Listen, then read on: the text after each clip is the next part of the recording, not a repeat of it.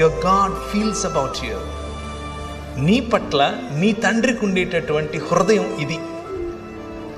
ఎంతగా నిన్ను ప్రేమిస్తాడంటే నీ తండ్రి, నీ కోసం చచ్చిపోయేంతగా చెబుతారు ఈ లోకంలో ఉన్న తండ్రులు, కానీ మా నాన్న చేసి చూపించాడు. వచ్చి మనందరినీ మళ్ళీ ఒక్క కుటుంబంగా చేయటం కోసం తన శరీరాన్ని విరిచాడు. రూపాంతరము చెందించటం కోసం రూపురేఖలు లేకుండా పోయాడు. అయితే ఆ రూపాంతరము కేవలం అనుభవంగా ఆగిపోకూడదు. ఆ రూపాంతరము తండ్రిగా వచ్చినటువంటి ఈ దేవుని యొక్క రూపాంతర చరిత్ర కేవలం అనుభవంతో ఆగిపోవడానికి వీల్లేదు.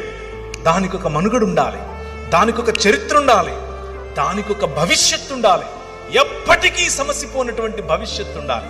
ఆయన తన శరీరాన్ని నాటాడు, ఒక విత్తనము వలె విరిగాడు, ఒక విత్తనము వలె ఆయన పగిలాడు. దున్నబడినటువంటి ఆయన శరీరం నాటబడిన తర్వాత 3 రోజులైన తర్వాత,